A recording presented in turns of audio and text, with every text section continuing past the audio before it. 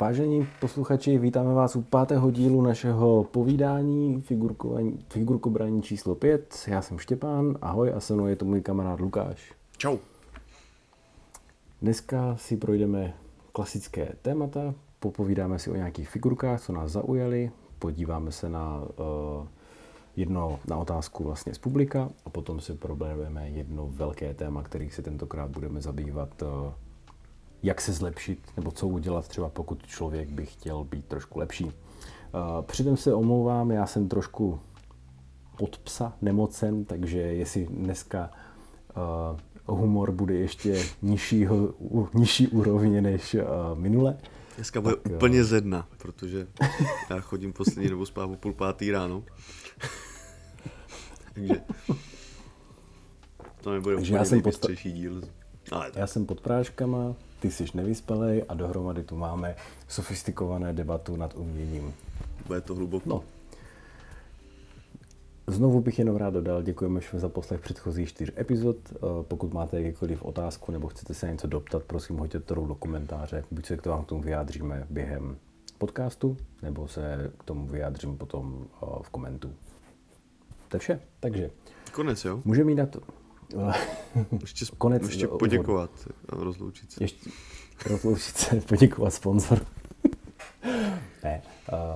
Začneme tím klasicky, co mi utkvělo v ruce, teda v oku. Rozumím. A můžeme si tady popovídat.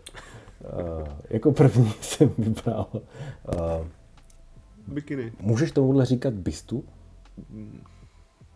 Jo. Nemá to nohy. Je to bysta namalovaná od Jakoba Williena, což je dánský malíř, vysochařená od ruského sochaře Airat H. Nevím, jak se jmenuje. Mm-hmm. Je to ručně sochané. Mm-hmm.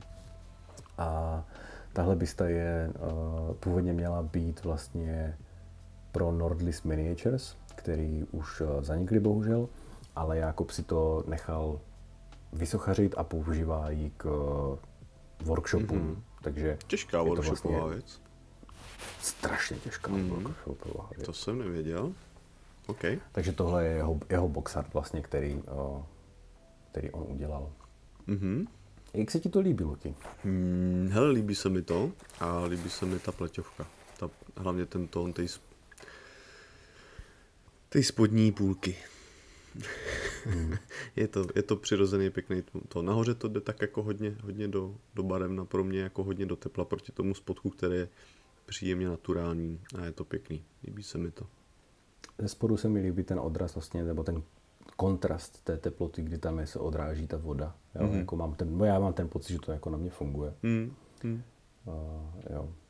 A tady ještě teda pár víc detailů.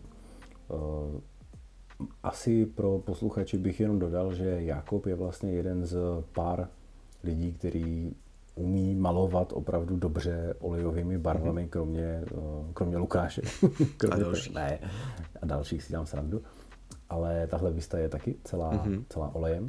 A on maluje full olej, nebo to kombinuje, nevíš? Já ani vlastně nevím. Jako většinou, co vím, tak se snaží full olej v poslední době. Okay. Předtím to kombinoval. Okay. Jo, a teď, když jsme spolu mluvili v Monte právě, tak on říkal, že dělá jako půl na půl, že si vždycky vybere třeba projekt a ten dělá jenom akryl nebo dělá jenom olej.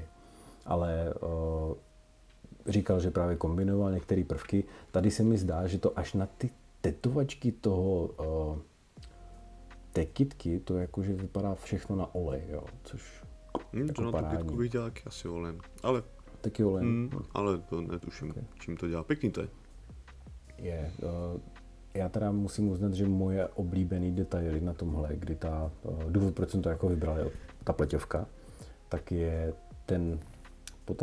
ty potapěcký brýle, které jsou vlastně domalovaný, že to je vlastně plochý. To je super, no, jak to prosvítá transparentně.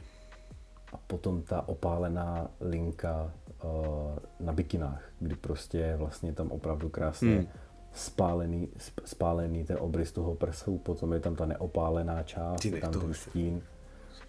Jakože... To si myslím, že se mu opravdu jako krásně povedlo. A hliníková flaška je dobrá. hliníková flaška je, no, ta absurdně si myslím, že vlastně nejslabší. Jako, jo, no, jako, nemyslím tím, že to fakt jako funguje jako hliník, jo, že to... že jako udělat hliník, tak tam nesmíš dělat moc hluboký stíny, aby to fungovalo jako hliník, protože ten úplně neodráží a funguje to pěkně. Jo, jako krásný model, až mě mrzí, že to vlastně neuvidíme nikde na soutěži, protože je to už v muzeu ve Verkosvoltu v Las Vegas. Už to tam odvez, jo? Už to tam měl workshop. Jo, teď měl workshop právě v Las Vegas. Jsme mohli vidět v Monte. Právě. Tam si myslím, že by to jako úplně nádherně svítilo. Uvidíte to, až budete ve Vegas. Teď tu máme jenom v rychlosti potom něco od Blanco Minis na Instagramu, nevím, jak se pán jmenuje.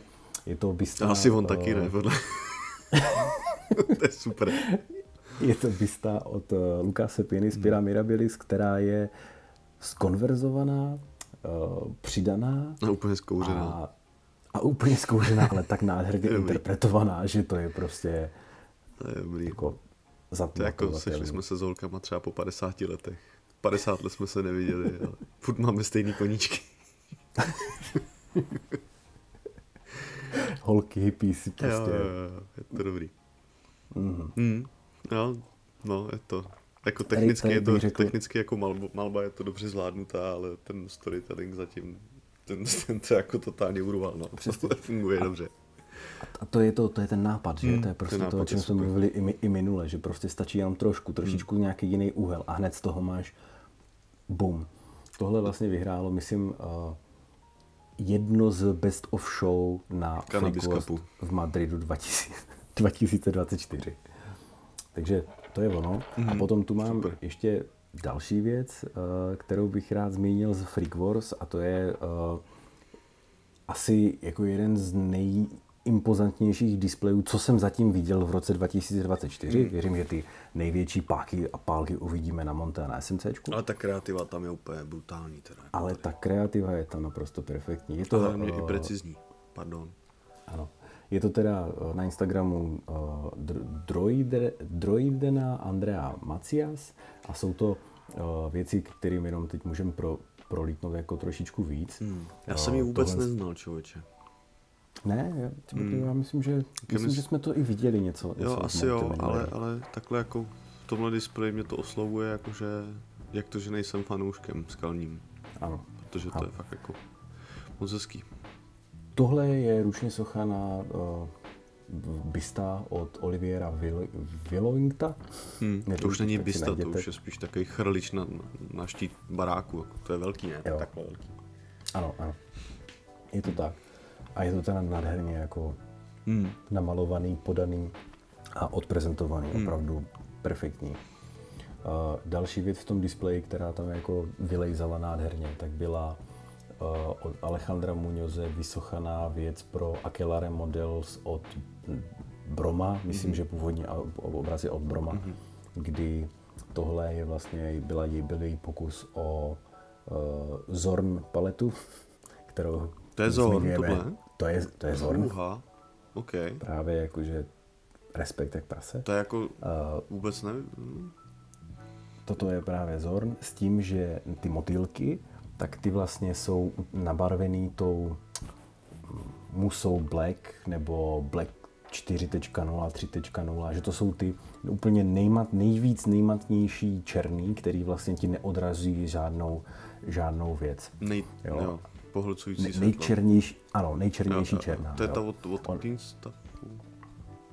Ta taky. Greenstaff to okopíroval od těch ostatních, který by to měli předtím. Greenstaff má taky má tu Max Darth, myslím. Já vůbec nevím, že to dělá někdo jiný. A to se nedá sehnat v oleji. Tak proto to nevím. To nevím. Ale ona sama to viděla právě od někoho jiného, kdo to udělal. Nevím, jestli si vzpomeneš, ale byla na minulým Monte Morgana od Big Child Creative a jak ona má ty vrány, tak ty vrány byly přetřený právě úplně tady ty černým, že vypadaly, že vystupují, že jsou jak kouzlo. Tak to je vlastně inspirovaný tady s tím. Super. A potom teda poslední kousek, který bych rád zmínil, tak je tady ten od Bruno Sancheza. Myslím, že to je jako One Piece, že to není ale znovu ta interpretace, to podání toho a to krásné světlo za mě teda úplně neskutečné. No. A skvěle řešený to, ty dva druhy světla, jakože, že to prostě je v rouře, kterou si musíš otočit, aby to jako začalo fungovat úplně opačně, to je dobrý. Jako mě strašně šikovná a co kus to originál a jakože skáče, nemá jako jednotný styl, ale všechno funguje jako velice kreativně a hezky. A ještě vlastně v tom displeji no, ty jsou super taky. Jo, tady to jsou ty malinký do storytellingu a opravdu to je... Pěkný. Ta jako kombinace té růžové a té mátová, řekněme, pistáciová, mátová, tak to je úplně jako nádherný. To mám strašně rád a furt si jako přemýšlím, kam to použiju už jako hrozně dlouho, ale furt prostě nemám kde namalovat tu růžovou, no. Opravdu mě její práce jako nutí přemýšlet o figurkách úplně jinak, než to, co máme tradičně. Je to moc hezký. Perfektní. Tak a teď bych se rád dostal k našemu pravidelnému sekci, co jsme malovali, ale trošku jinak. Tentokrát si nepovíme o tom, co jsme malovali, ale náš hlavní sponzor, firma Jabard, v posledním měsíci, měsíci září, vstala z mrtvých po letním. Vstala z prázdnin. Který neslavil. A vydala nám dvě novinky, dvě figurky vlastně byly vydané a my si o nich tady něco můžeme říct. Jako první z nich je Shelnor. Shelnor. Plážová artilérie. No, kluk, který před rokem byl vlastně na Kickstarteru a konečně jsem ho vydal na e-shop, takže už je i mimo Kickstarter kampaň k dostání na mým e-shopu. Malováno Honzikem Soukupem, já jsem se ke své verzi ještě nedostal, bohužel, ale namalovali to tři verze, 3 kluci úplně nádherně, takže vlastně mi vystříleli veškerý náboje, který jsem chtěl dělat já. Protože jsem chtěl dělat červenýho kraba. Toho udělal Rogland, že? No a vlastně i Honzik svým způsobem, že jo? Honzik, jasně. A pak jsem chtěl dělat toho Blueberry kraba, toho borůvkovýho. Toho dělal Erik. jo. ale jakože určitě si na něj chci jako udělat chvilku a namalovat ho, protože myslím si, že se to musí dobře malovat snad. Nemám z toho ten pocit celou dobu, co jsem to sochal. A na stánek ho taky musíš. Jo, na stánek ho taky musím namalovat. Teďka ho budu vozit chvilku jako nenamalovanýho, protože mám zase jako jinou práci a maluju jiné věci. A mezi tím, co jsme si minule povídali, tak jsem rozjel 2 další nový projekty malování. Zase nemůžu ukázat jen tady tu historku, můžu tak jako...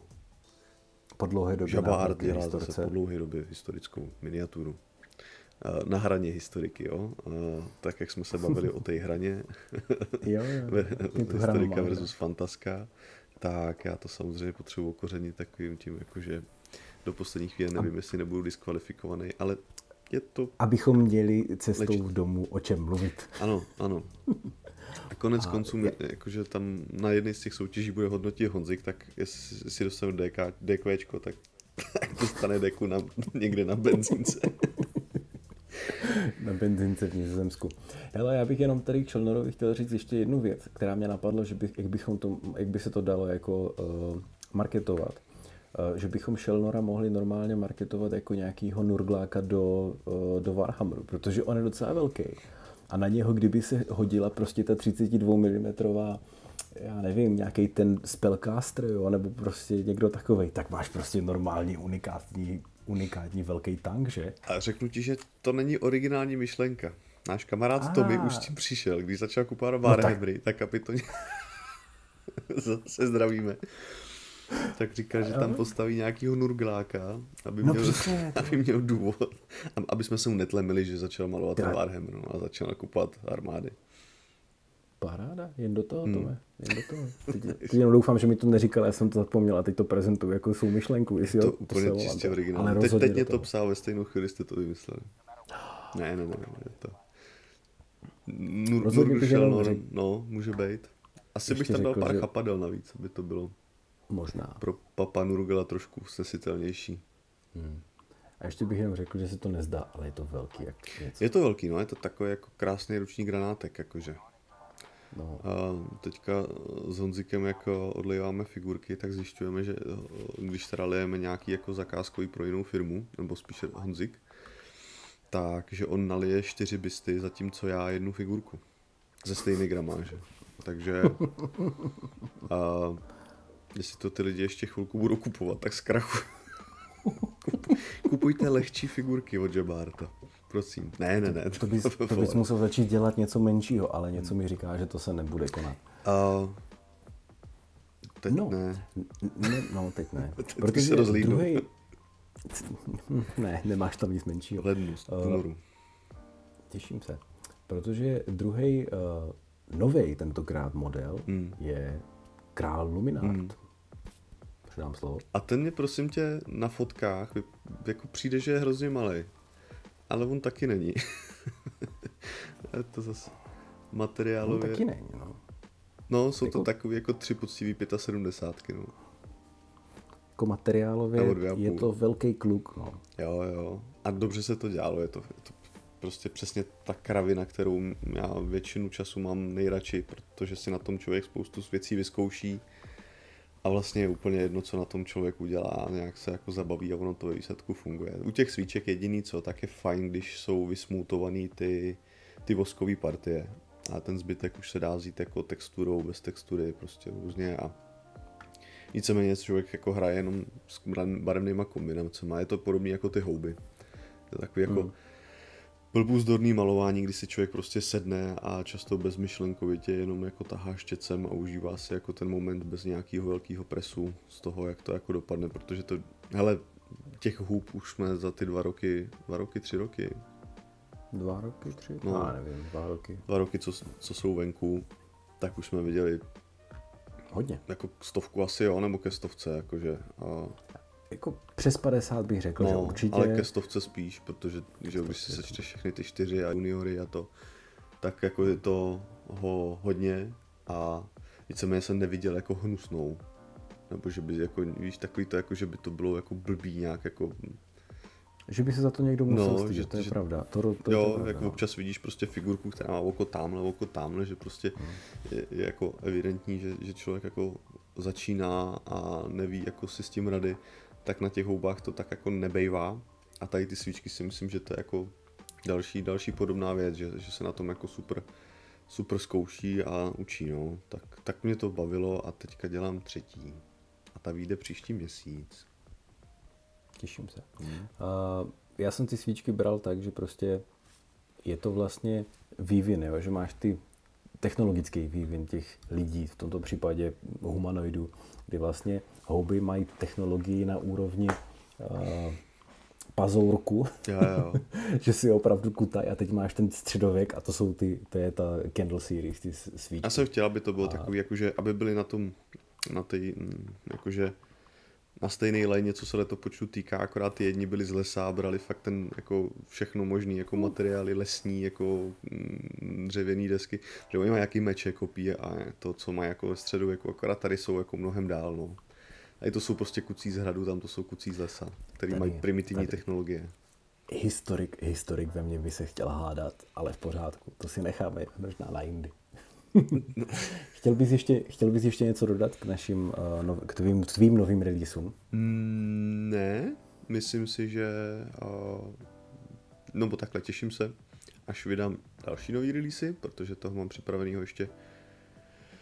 ještě 4 nebo 5 ten rok, takže toho mám na plánu docela dost. Kickstarter letos nebude a vlastně po 3 letech, nebo po 4 nebo 4. rok poprvé, protože jsem se rozhodl jít cestou jako připravit se na ty soutěže a vytvořit něco jako na klasický release, takže to jsem letos skipnul, takže cokoliv bude ode mě vydanýho, bude přes můj e-shop a příští měsíc přijde 1 svíčka a ještě jedna věc, kterou už lidi znají, akorát ještě nebyla vydaná ofiko na e-shopu, byl to jako z Kickstarteru něco.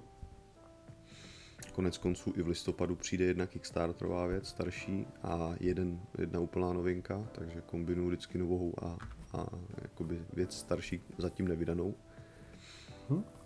A to je všecko. Děkuju, že se vám to líbí. Díky, že to kupujete. Pokud si to chcete koupit, www.žabart.com. Děkuji, dáváte mě tím čas na další práci. A samozřejmě mě platíte na to, abych mohl dělat jako podcasty a být hvězda na internetech. Protože proto to jde nám o ty prachy. No, a protože to děláme pro prachy, tak si tu odpovíme na jednu otázku od vás, protože vy nás platíte. Hele, jakýže to je ta téma, prosím tě, jenom mě zodpověz, než půjdem to, abych se aspoň zamyslel, protože já jsem jako zjistil, že jsem se tě ani nezeptal, co budeme dneska řešit. Nebo to už přijde někdy potom? To přijde, teď bude otázečka, nepředbíhejme, odpovíme na otázečku a potom... Já myslím, že už to není téma, víš, jako, že bys mi to rovnou řekl, že by... Dobře. Dneska to je fakt náročné. Takže otázka. S čím máte nejlepší zkušenost od zahlazování spojů u vícedílné rezinové odlité figurky? Milliput, Greenstuff nebo něco jiného? Luky, tady tě nechám mluvit. Jako sochaře si myslím, že to můžeš jako nejlíp říct. Ty brďo, na zahlazování spojů já jako z 95% zase tam něco šustí, člověče. Z 95% používám skalpel. A když je něco hloub a je tam jako díra, co bych musel tmelit, tak s tím skalpelem zaříznu hloub. Jakože fakt jako... Já myslím, že tohle není jako otázka na to, jestli když máš jako děličku, jo, že už si škrábneš skalpelem, to jo. Ale když je tam něco, že vznikne opravdu díra. Hele, Milliput Greenstuff oboje funguje. Já teda akorát Milliput vyměnil za to Apoxy. Mají to na Greenstuff Wordu a jsou to taky 2 butily a jakože líp se s tím pracuje takže jediný, co Milliput může být, ten žlutej, nebo respektive s červeným nápisem bílá krabička, ale to Apoxy se chová trošičku líp, líp se brousí, líp schne, líp se tvaruje, takže to je na takový to, když potřebuju brousit, nebo respektive když to nějakým způsobem nanáším a pak potřebuji zahlazovat, ať už skalpelem nebo nějakým brusným papírem, cokoliv. Greenstuff používám velice, velice zřídka a víceméně jenom když vím, že to zatmelím a už na to nebudu šahat, protože už ono pak jako gumovej a blbě není úplně jako dobře brousitelný, zase jako na druhou stranu dobře lepí, takže výjimečně klidně jako použít a na místo, kde to potřebuji zaspárovat a tak už to zůstane, už to nepotřebuji nějak finišovat po zaschnutí. Milliput slash nebo ten Apoxy je mnohem lepší varianta pak, když potřebuji ještě po zaschnutí toho tmelu dobrušovat s tím okolím, aby to dobře klaplo. Ale není na to vzít skalpel a všechno ořezat kolem toho, aby to tam jako zapadlo. Taky to jasně, ale občas tam máš potom i tak jako miniaturní sklep. A dá se i tmelit, hele, občas já spěchám, víš, že nejvíc nebaví čištění figurek, tak jako každýho z nás, takže, nebo většinu z nás. Tak pozor, měli jsme lidi, kteří to baví. Jsme, no, a zajímavý. Zdravíme, Martin. A já jsem si pak jako zpětně uvědomil, že jako pár lidí znám, kteří jsou jako vyloženě a milujou to úplně perfektně to připravit. A pak to třeba dojde do vitríny. A to je jako všechna čest, protože to já neumím, ani když se tomu modelu chci okamžitě věnovat a jako malovat ho, nebo i když ho půl roku plánuju, že si ho namaluju, jo. Tak prostě to vezmu, během 5-10 minut to okrájím, když to potřebuju pinovat, když je to něco, co potřebuju napinovat, aby to neuletělo a nevím, když to posílám UPSkem nebo když to převážím na soutěže, tak to napinovat, tak to prostě dohromady trvá ideálně do půl hodiny, než to jako stříknu do primeru, jo, a do základovky. Ale u některých modelů to samozřejmě nejde, ale u většiny jo, teď jsem třeba tu historiku taky, to prostě je to i napinovaný všechny ty ruce, všechno, i když zbytečně. Má to několik částí a všechno to bylo za půl hodiny a byly tam prostě věci, které byly docela jako problematický na skladbu, že chtěli zatmelit. Vyřešil jsem to tak, že jsem tam prostě narval gelový vteřiňák, stříknul to, okrájel to a řekl jsem si, že to schovám malbou a je to schovaný, jako nenajdeš to, jo, ale jako výjimečně to nejde tohleto a musíš se s tím fakt jako pohrabat a v tu chvíli já většinou tu figurku odkládám, protože na to se mám moc rád. Je to moc velká překážka, chápu. Když mám 1000 dalších plánů, který budou jednodušší, tak často je to, ale je to škoda, protože pověnovat se tomu 2-3 hodinky a máš projekt, který chtěl, no.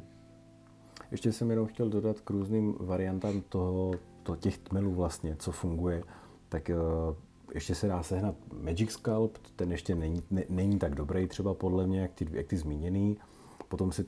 Potom vím, co používají, tak je Tamiya Putty, že to taky je prý dobrý, ale jako a to je, spíš jak ten bílej jemnej milliput, mám pocit spíš blíž, jakože a to se hrozně sype, jakmile to naslíníš, tak už se to roztahuje a je to takový hrozně. Jenom chci říct, že vlastně těch variant, k čím to jde, je opravdu hodně. Fakt je důležité si potom najít to, co jde podle mě zešmirklovat nebo s tím seškrábnout, aby člověk to potom dokázal dát za hladka, jo. Protože, nevím, u kabátu nechceš mít prostě na jednou krpu, kterou prostě z green stuffu nemůžeš. A my Warhammeráci používáme i Sprue Glue. Vůbec nemám nikdy, jakože jenom jsem to řekl, protože jsem to slyšel. A ty jako velký Warhammer kluky máš plastický lepidlo? Jo. Jo. Tak jsem všechno jsem to slepil a přišlo mi. Všechny projekty jsem slepil, vylil jsem je rezinem. Já jsem, tohle ne, ale mám tam projekt, ten na Golden Demona toho Squiga. A já jsem z toho byl nervózní, že to upadne, tak jsem to normálně vzal, odvrtal jsem to bruskou, udělal jsem to dutý a vylil jsem to rezinem, aby to nemělo kam uhnout, jak to je na těch 2 nohách, že jo. On to jako nahoře je docela těžký. Provrtal se to drátama. To mi připomíná, že ještě jsem viděl i lidi, kteří dělali tady ty mezery normálně tím UVčkovým rezinem, který ti zatvrdne, taky to funguje. To jsem dělal vlastně včera, protože jsem na tom Squigovi našel díru po pinu ze spod a říkám, to tam asi nemělo být. Se zapásnu, zaspítil jsem lampičku a to je super. Krása. Prostě co máš po ruce, tak jako funguje a ono ve výsledku, když zkusíš všechno, co máš po ruce, tak z toho vypadne jedna věc, která ti bude pohodlná. Jo. Nic není psáno, nic není dáno. A největší punk, co jsem v tomhle viděl, kdy někdo dělal, když chtěl texturu, tak bylo, že fakt použil nějaký super glue a na to nasypal si písek, aby tam prostě měl nějak, jakože přidal texturu na Wargame modely. Taky jde mazec. No, a teď je čas dostat k hlavnímu tématu. A to máme, jak se zlepšit. To je krásný téma jsi vybral. Je to tak, jak bys to udělal? Hele, já ti to řeknu úplně upřímně. Tohle téma jsem vybral lehce sobecky kvůli sobě, protože v posledním modelu, co jsem maloval, tak jsem narazil na takovou věc, která si myslím, že u oleje se stává asi častěji než u akrylu, ale mně se ustává po třetí a bojuju s tím. A to je, určitě se k tomu potom dostaneme, a to je vlastně definice jednotlivých prvků tak, aby to vypadalo hezky a aby to vylejzalo všechno a nesplývalo to v nějaký amorfní blob. Aby všechno mělo hrany, aby bylo hezky vytažený a tak dále. Ale k tomu se potom dostaneme. Já bych teď chtěl první jako začít nějakým, dejme tomu, obecnějším jako povídáním, protože abych jenom uvedl, jak to chci tuhle diskuzi vést, jo? Tak chci to vzít pro toho, že tohle není pro lidi, kteří nikdy nedrželi štětec. Samozřejmě se to může pro ně týkat, ale je to třeba prostě pro lidi, kteří barví půl rok, barví rok, barví 5 let, 10, 20, to je úplně jedno. Ale třeba cítí, že chtěl bych se zlepšit v nějakém aspektu. Je jedno, jestli v armádě nebo prostě v generálovi, nějakým, kterýho chci dostat na lepší level, nebo chci prostě jít na soutěž, tak se chci podívat kritičtěji na svou práci a chtěl, jako ten pocit, ten feeling je v tom, že maluju pro radost, ale vím, že jsou nějaký kroky, které bych mohl udělat lepší. A chtěl jsem využít i toho, že vlastně ty jsi soudil několikrát, máš prostě zkušenosti s tím dávat feedback lidem, kteří s tebou dojdou, že si ti zeptají, co můžu udělat pro to, abych se zlepšil. A vím, že ty to podáváš tím stylem, že neřekneš udělej X, Y, Z, ale řekneš těm lidem udělej B. Udělej B, anebo spíš zkus se zaměřit na tohle v těch tvých modelech, kam se dostat. Jo. Dělám to z jednoho jediného důvodu. Každý mně přijde, že Každý, to je strašně blbý. Začít větu slovem každý. Hodně se potkávám často s tím, že když někdo přijde za někým pro feedback, tak on mu naloží a ukáže mu během 3 vět cestu, jak se dostat ze standardu nebo beginneru do masteru a vyhrát ho. To je nepředstavitelný pro člověka na začátku nebo ve standardní jako úrovni malování. Podle mě, já si teda myslím, že vždycky je lepší zhodnotit momentální stav a říct další krok, maximálně 2, na co člověk je schopný jako představivostí a vizualizací došáhnout vůbec jako v hlavě a ne jako říct mu to je dobrý, ale maluj jako Erik Svinson. OK, to je nálož na představu. Dobře, jdu na to, za 3 dny to mám, to nejde. Nebo víš, jakože rozumíš mi, vždycky jako je to o tom, jako udělat,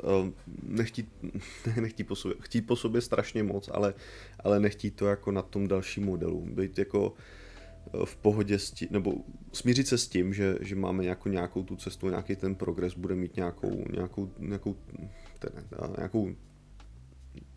lineární jako, nebo lineárně se zvyšující tendenci nebo rostoucí a půjde jako nějakým způsobem nahoru, pak se zastaví, pak třeba klesne člověk projektu, pak třeba vyroste o 3 třídy, jo, že a vždycky je to o tom, že se to nejlíp vnímá na své vitríně zpětně. Jo, když koukáš na to, hele, jak jsem maloval před rokem, jak jsem maloval před 2, tak to jako uvidíš úplně nejlíp. Jo. A často to není, že jako úplně vyletíš, ale je to o tom, že minimálně ten průměr tvůj je jako mnohem ustálenější a je tak jako třeba před rokem byla tvoje nejlepší věc. Tam už pak zase záleží, jestli stihneš. Ideální je stihnout 10-12, jako pak, když se teďka budeme bavit o nějakým display paintingu, tak na takový to, jakože display, jakože nebudeme mluvit úplně o tom wargamingu, protože tam jsme schopni zlepšovat se spousty cestama, který jsou v uvozovkách furt jako speed paintingovýho rázu a není to fakt jako vysezený. Jo, a jasně, ty cesty ale jsou stejně si myslím, že v tom wargamingu pořád můžeš mít toho jednoho generála, kterému chceš dát trošičku víc péči. Jo. Takhle to myslím. Jo.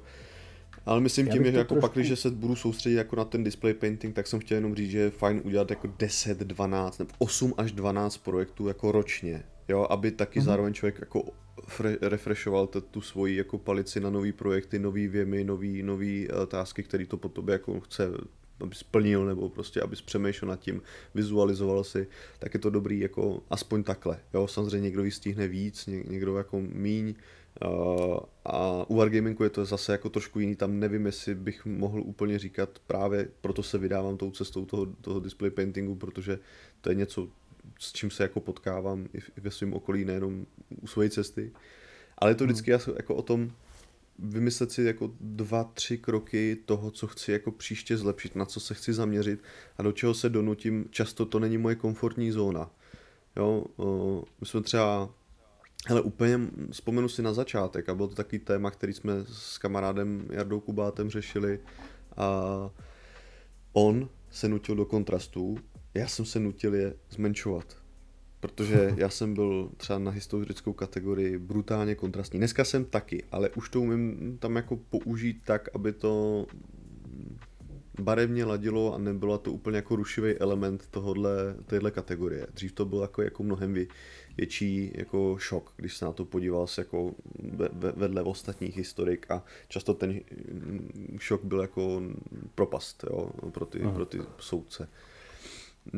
A on se snažil zvětšovat kontrast, já zmenšovat a jako snažili jsme se potkat někde jako ve prostřed nás. Jo, a mně se to nikdy nepovedlo, ale odladil jsem něco a začalo to jako fungovat. Minimálně je dobrý na to jako přemýšlet, protože pak se nutíš do toho aspoň, abys to jako krotil, tak jakože aspoň tou paletou nebo něco, ale představit si další krok, to je asi jako nejlepší zbraň, jak se zlepšit příště po příště, no. Jasně. Já bych vlastně jenom se potom teda chtěl dostat k tomu, že je spousta věcí, nebo jakože, jak to říct, je spousta cest, jak se zlepšit a jenom na vás, nebo na nás, co si prostě vybereme k tomu, abychom se zlepšili, jo. Takže tady máme stock image nějakého workshopu, který jsem vytáhl. A vlastně opravdu my jsme minul několikrát typická Žabártova třída tohle. Typická. Je tu nějaký workshop, máme tu coaching a potom nejvíce rozsáhlej, bych řekl, Patreon prostě. A jsi to jako dobře seřadit, jako abych coaching hodil před workshop možná. Ten ti dá nejvíc, to je jasně. No. Pod coachingem si berem 1v1 většinou. 1v2, 1v1, prostě tak, aby tam byl ten dohled jako furt a každý vlastně jako krok byl kontrolovaný, aby si řekl, aha, tady, hele, tohle jsi udělal blbě technologicky, ne, že by jako to cítil blbě jako umělec nebo něco. A technologicky jsi udělal tohle, proto ti to nefunguje tak, jak jsi představoval. Což na tom workshopu se taky dělá, ale dělá se to víc hromadně a je to furt jako nejlepší z těch variant a i finančně jako nejdostupnější, že jo, samozřejmě, protože Patreon je z nich úplně nejdostupnější, ale tam ta překážka toho, co prostě se dozvíš přes ten monitor, neznám moc lidí, kteří dokázali se z toho vyloženě naučit, spíš jako inspirovat, ale už musí být pokročilejší a... Já si tu dovolím trošičku jako nesouhlasit a já si myslím, že ten Patreon stojí za to, pokud ty jsi schopnej a ochotnej opravdu kopírovat tu práci toho, na který video se koukáš. Jo, v tom smyslu, že prostě řeknu si, hele, miluju, jak Krištof Kobalčík maluje ženskou kůži. To znamená, že si koupím stejnou figurku, kde maluje ženskou kůži, kterou on tam dává. A já pojedu dle toho videa stejné barvy, nebo aspoň stejné odstíny, a budeš to zkoušet, co to. Aby si, a to věřím, že ti dá. Není to dokonalé. Dá ti to něco, ale dá ti to, jestli 30% toho, co ti dá workshop coaching? Víš, 100%, ano. Když to počítám versus, je to zase z pohodlí domova, super věc, může být, no. Já jenom říkám, že i tohle je cesta. Jo, a kolikrát a co si budeme, je to jedna z těch nejdostupnějších pro to je na tom to super, to je to, proč to jako žije a je to jako absolutně validní cesta, jakou jít, pak, když se chci něco naučit, protože je to z domu, je to kdykoliv a mám na výběr spoustu těch Patreonů. Na druhou stranu, to, co mi to dá, je jakože diametrálně rozdílný od workshopu a coachingu. A shodnou se na tom jako všichni, co tak nějak jako, vím, že podstupují nějaký obě dvě cesty. Přitom dál podstupují Patreon. I když vědějí, co jim přinese workshop a coaching, tak podstupují Patreon, protože je to taková ta pravidelná dávka toho tréninku a asi bych si troufl říct, že nejzásadnější přínos to bude mít právě pro ty wargamingové přístupy, protože ty jsou plně opakovatelný. Nebo mnohem jako s nás opakovatelnější, protože tam je to krok po kroku, prostě co namícháš s čím, jak to natáhneš a není to tak jako složitý ve vrstvách, kdy vlastně jako často ani, když zmínil toho Krištofa, tak kdyby jako si dvakrát namíchal stejnou paletu a 2 dny po sobě měl malovat stejnou nohu, tak nevím, jestli mu vyjde dvakrát stejně, mně ne. Jo, takže je to často, že se ten ztratí jako mezi krokama i on, nebo prostě jako je tam nutná dávka improvizace na to člověk, který to má replikovat a vlastně jako neví, co dělá v úzovkách, jo, takže to osobní napravování zase je to jako diametrálně jiný, kdežto při těch, ať už jsou to prostě white spiritový natahování prostě vošů a tak dále na figurky a takovýhle ty wargamingový zlepšováky, který častokrát mají krásné výsledky, tak to si myslím, že pak, když člověk chce jako malovat armády a tak dále, tak ty Patreony jsou geniální, protože na to fakt jako nemusíš být úplně na workshopu. To si myslím, že tam není přínos jako 30% proti workshopu a třeba 70-80 s tím, že je to prostě 10 ceny. Nebo 8. To máš asi pravdu.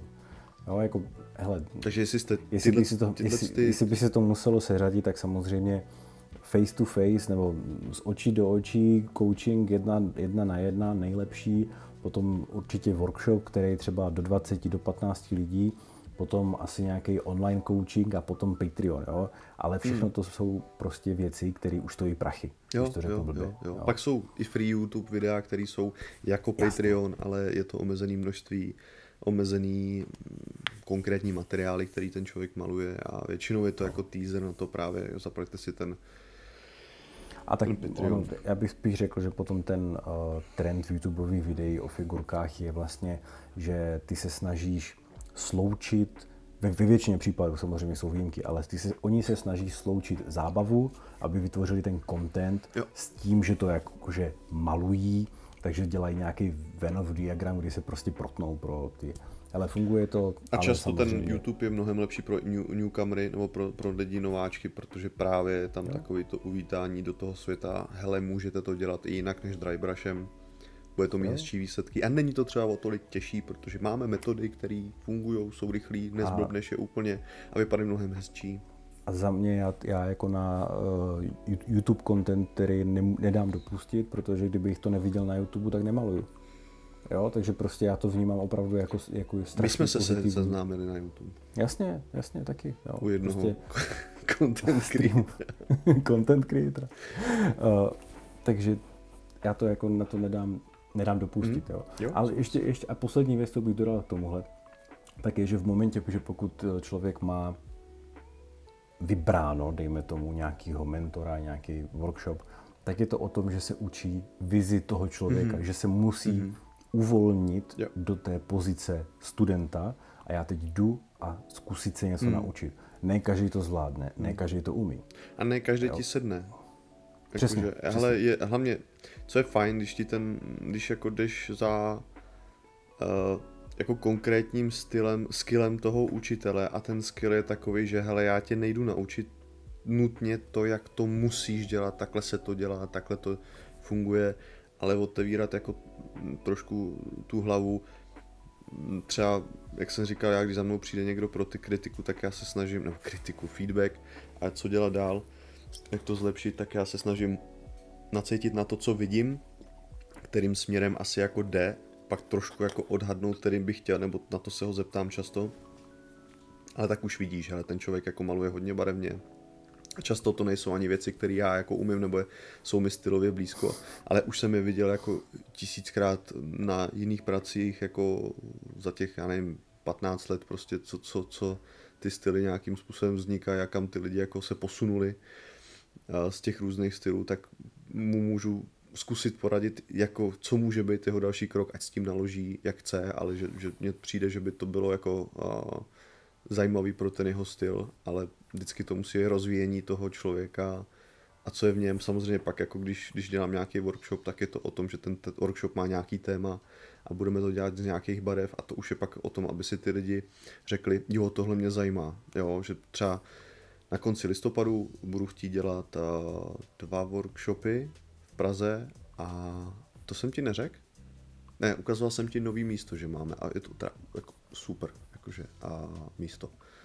A budu chtít dělat 2 workshopy, jeden budu chtít dělat asi mnohem jako víc na pleťovku a jeden, nevím, jestli tam budeme dělat třeba víc částí a ten jeden bude, buď to bude Warhammer vyloženě, Myslím, že tuším, co bude za model.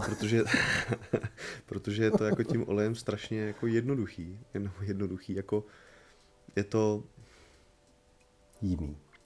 Ne, je to fakt jako jednoduchý, jakože není to jednoduchý, to je blbost říct. Teď mě chybí jako to slovo, abych to jako dá se to krásně užít a funguje to. A dá se to vymyslet tak, že je to jednodušší než akryl, aby to vypadalo o trošku líp než akryl, když s tím fakt nechceš s tím akrylem jako nějak brutálně mazat hrozně dlouho a dá se to jako ne ošulit. Já fakt nevím, jak to vysvětlit, asi jsem moc unavený na to, ale chtěl bych jako jedno téma si vzít jako malování malé figurky, i když tam rozhodně nejsem nějak jako kovaný, ale myslím si, že jsem našel způsob po těch 6 entry, co jsem namaloval, které jako relativně obstojně funguje na to, aby to mohlo někoho zaujmout. Okay. Takže okay. Zaměřit se na nějaký téma, co tě bude zajímat. A tam budeme dělat kov. Úplně tou nejjednodušší cestou. Všichni budeme malovat úplně stejně. Pejnovou šedou. Tady bych jenom tohle dodal dodal obrázeček. Žaba Art Iron. Musím taky dotáhnout. Jo. Pokud člověk se chce jako zlepšit, ale třeba neví jak, nebo nevidí, tak jedna z nejjednodušších věcí v současné době je fakt si o ten feedback říct. Blbý je to, že pokud něco na internetu vyfotíme. To je třeba jako cesta, kterou tam mi nikdy nepomohla. Já jsem vždycky slyšel něco, co mě jako nedávalo vůbec smysl. Nikdy jsem neslyšel to, co jsem potřeboval slyšet. Jako víš, já to chápu, no, ale... Já sám ho dávám a sám nevěřím tomu, vždycky na konci tomu řeknu, na konci toho feedbacku tomu člověku řeknu, že nejspíš splácám úplný blbosti a jde jako svojí cestou. Protože prostě ten druhý člověk většinou bude plácat blbosti. Já to chápu, ale třeba z mých zkušeností, když jsem na pár malujících Discordech, tak většinou je tam vlákno o feedbacku. A pokud tam někdo dá prostě feedback request, hele, kluci, maluju tady tuhle figurku, je to Vipko, co si o to myslíte?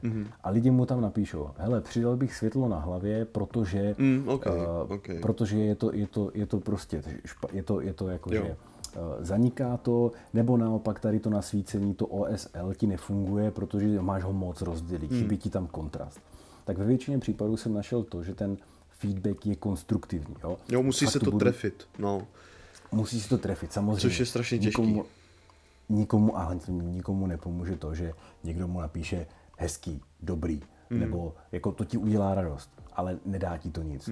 Nebo ten feedback musí být opravdu jako trošku konstruktivní. Ale já jsem chtěl říct to, že se nebát si ho od něho napsat. Jo, určitě. Asi jo.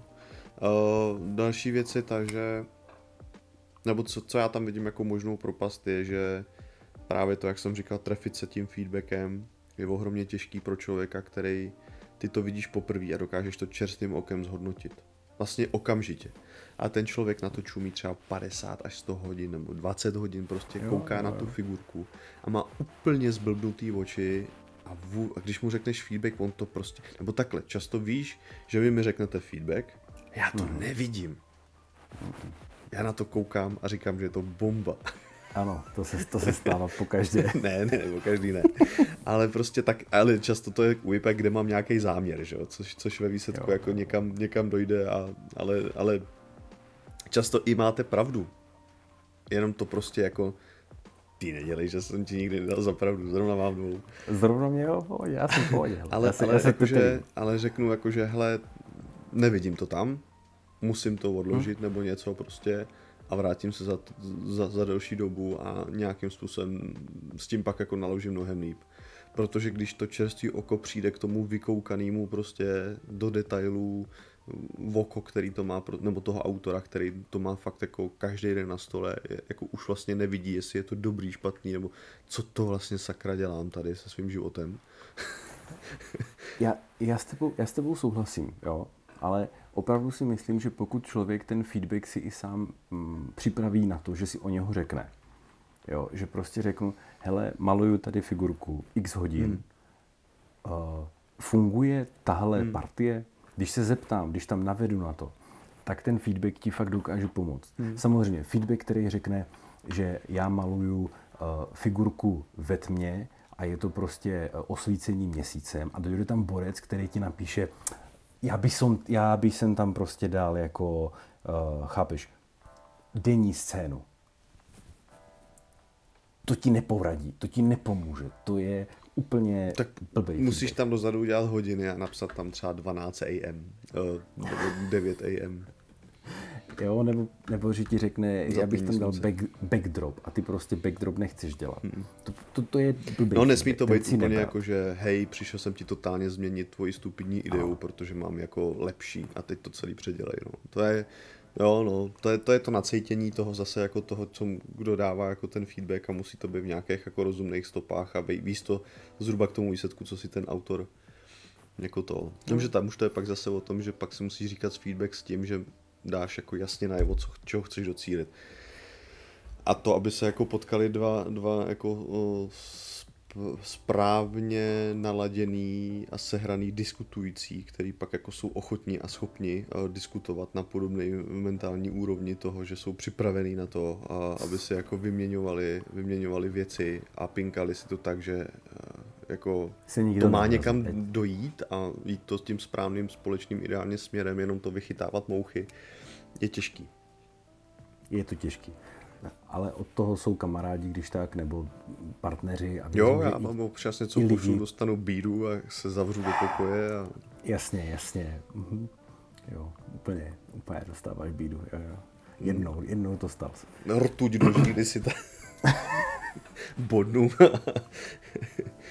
Ale jednou ne, už víckrát se nám něco nelíbilo. Ale byly to většinou jako fáze přesně, kdy jako jsem už třeba na to jako vůbec neviděl. Vůbec se nevěděl ani, že to je dobrý. Jakože, jo. Taky víš, že u mě jako sedne každý 4., 5. model. Je to tak, ale opravdu si myslím, že ty jsi specifický případ tvrdohlavého člověka, který má vizi a chce si ji dodělat. Jo, a mně vlastně jako často jako nezáleží ani na tom, aby to bylo jako nejlepší na světě ze všech ideálních možných vesmírů. Jde mi jenom o to, aby to bylo podle mě. Jo. Abych si to jako užil po svým. Jakože...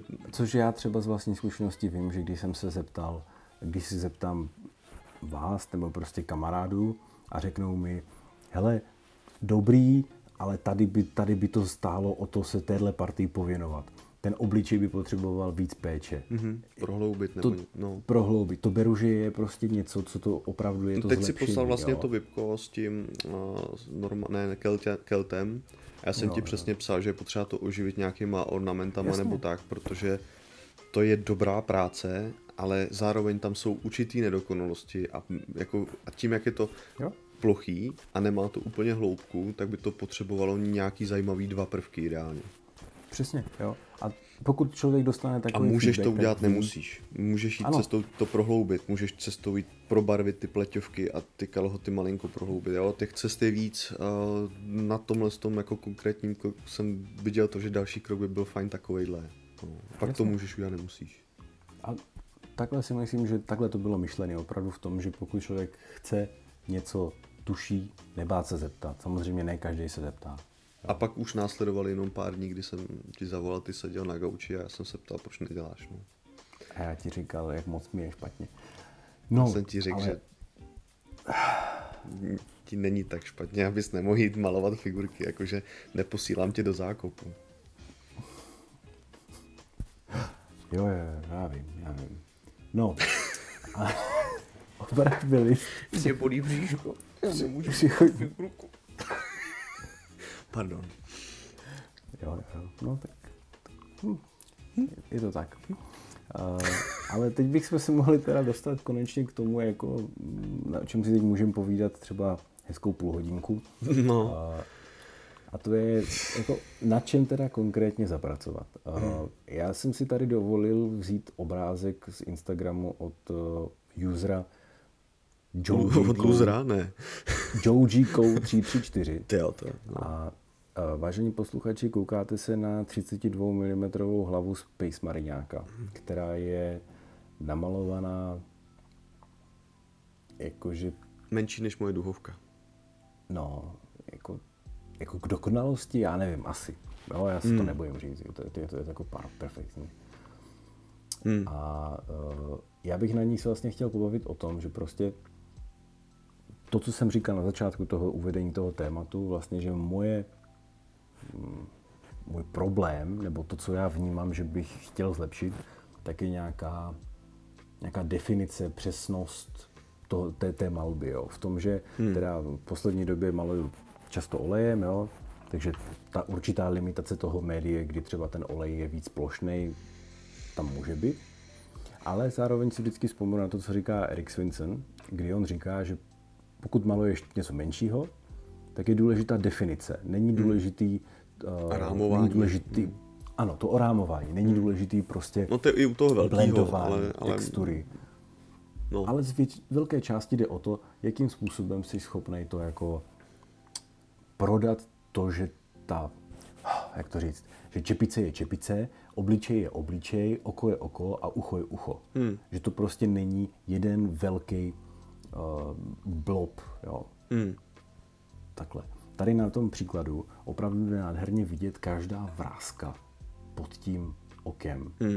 Naznačená. Prostě. Ale vrásky, jako upřímně, příklad jenom. jako celek je to úplná bomba, ale jako celek se to dá relativně namalovat. Tam je jako blbý ty oči. No, tak to je něco, co musíš trefit na poprví a jako borcovi to vyšlo úplně jako nechutně dobře, protože v téhle velikosti namalovat ten ksicht, tím, jak je to celkově perfektní, tak ti to přijde jako nonsens, jako nepředstavitelně jako dokonalý. Ono to jako z větší části jako jde, ale to, co jako jak trefil ty oči, to je takový to, že když to neuděláš jako na ten první tah, tak už to tam prostě jako nedostaneš. Jo? Že pak už se ti tam zvětšuje ten bordel v těch očích a roztahuješ si to všude možně, pak to orámováváš, pak ti ujede ruka. A jakože to je bomba. Jakože ty oči to úplně neskutečně cením. Pravý světýlko v pravém oku z našeho pohledu je níž, ne? Napíšeme mu to je to hrozná bomba, jakože je to bomba, je to super. Je to bomba. Je to i super, jak to funguje, jak jako jde směrem na tu bradu, takže má mixlou tu Neapol, kterou má na čele, jde mu jako na tu bradu dole na mixlá s tou jako šedivou modrou, prostě do fialova, do purpurova, kde mu to jde do těch studených tváří fialových, který vlastně jako jsou strniště, ale nemusí nutně být, že to je jenom prostě jako odkrvená pleť, nebo to stejný jak Da Vinciho trojuhelník, který není v tomhle případě trojuhelník, ale jak mu to jde prostě přes tu oranžovou do těch jako studených na tu naší pohledovou pravou tvář, tak přes tu magentu nebo purple fialovou. Je to bomba. Je to pěkný a spoustu věcí tam musí jako úplně disrespektovat ten sculpt, protože ten sculpt takhle nevypadá. Spoustu věcí tam musel jako domalovat, ty vrásky tam jako nejsou.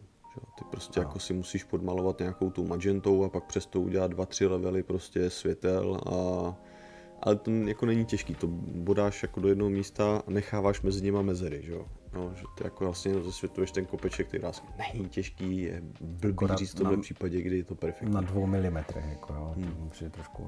Ale já jsem zvědavý, jestli ten frajer teďka začne malovat tyhle ksichty, tak jestli jich udělá 10 za sebou takhle dobře. Má jich na Instagramu. Má bomba. Tak ten člověk má dar a ten dar se jmenuje trpělivost. Protože ono to ve spoustu případech jako jde a jakože dokážu si to představit, ale nedokážu si představit, že bych byl ochotný tomu dát ten čas a smířit se s tím, že ti jako nějaký nevídou. Víš, jakože protože nějaký ty oči, když neuděláš na poprvé, tak ti prostě nevídou. A zmačkat to, hodit to do koše, a jelikož těma očima můžeš začínat, tak proč ne, jako, ale jako respekt, je to, ne. Má jich přes 20 na Instagramu. Jo, a všechny jsou v takovéhle kvalitě? Řekl bych, že dokonce některý jsou i jako větší. OK. Jakože všechna čest od začátku do konce, jo, to ale... i kdyby ne, jakože tohle namalovat, jakože to, jenom to myslím tak, že si dokážu představit, že to namaluje, jako takhle dokáže namalovat víc lidí, že ona taky hodně jako ta fotka to bude sjednocovat, jo, že typy jako vidí, že tam jako jsou ty věci, které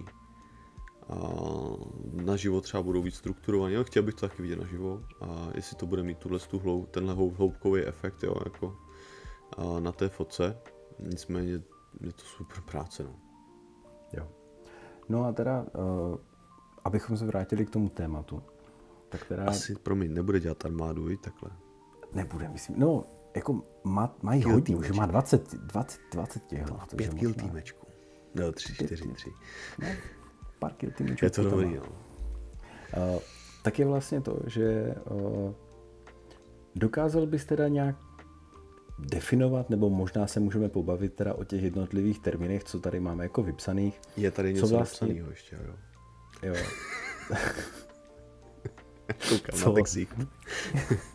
Co bychom se mohli o tom pobavit, že co jsou vlastně ty věci, se kterými chodí za tebou nejvíc lidí, kteří se ptají třeba a ty jim řekneš, hele, vidím tady ty další kroky, soustřed se tady na toto. Myslíš si, že jako je to blbý generalizování, každý má úplně jinou cestu, každý je úplně někde jinde, jo? Ale prostě... Já bych tam přidal na začátek hnedka věc, kterou, protože si půjdeme třeba jako těma levelama, tak věc, která je typický problém začínajících nebo lidí, kteří mají problém s paletou. A to je kolorizace. Často ty lidi mají takové, ano, ono to nevidíš na začátku, já to měl taky a je to takový to...